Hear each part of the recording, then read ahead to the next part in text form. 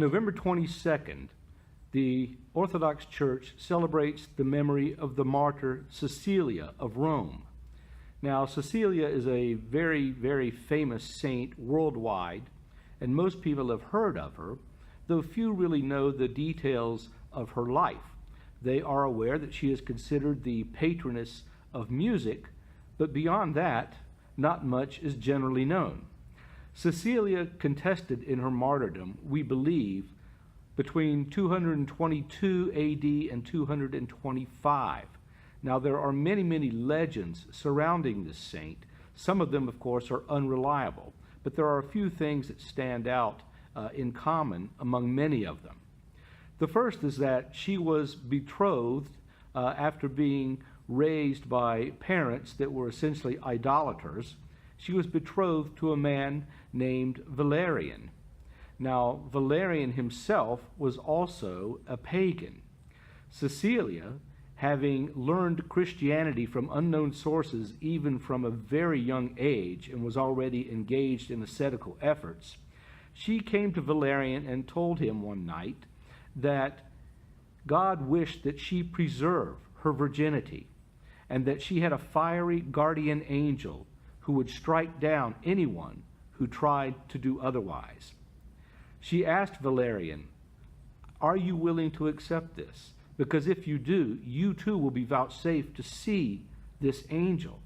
But if not, he surely will strike you down."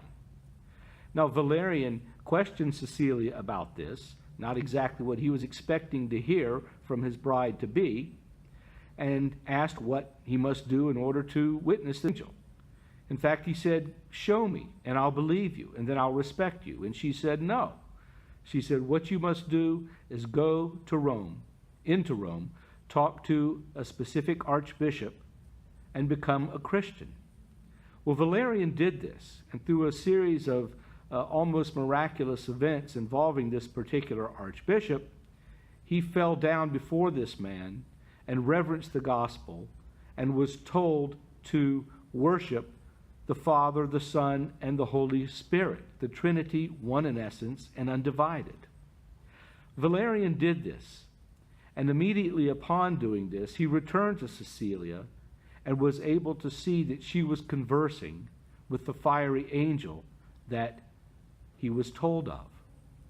Now, the Lord also had other things in store for Valerian, because the angel, in conversing with him, asked him, "What is it that you would want more than anything?" And Valerian said, "I would like for my brother Tiberius to also become a Christian." And the angel told him, "The Lord desires this for you also, and it will happen." So Tiberius, after conversing with Valerian, became convinced of the truth of the gospel too. And the two of them together, after preaching the gospel, were arrested and eventually beheaded for not offering sacrifice to idols. A third man, named Maxentius, is someone who was so impressed by the witness for Christ that these two men gave, that he too joined with them and was beheaded.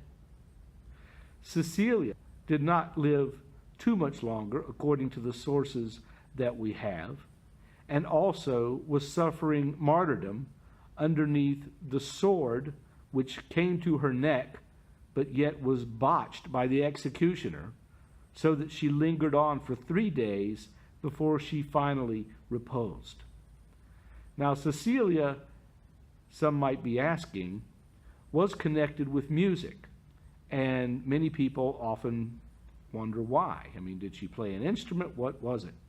No, it was nothing so profound or detailed as that. It was simply that while she was waiting for her marriage to take place, while the festivities were going on, and the music was going on, and everyone was dancing and whooping it up like they have always done at weddings, Cecilia was on her hands and knees, prostrating before the Lord and singing to him songs of praise. Hence, the true music, the music of praise to God, the music of the church, is why she is known today as the patroness of music. by her holy prayers, may we all be as dedicated to God as she. Bye-bye.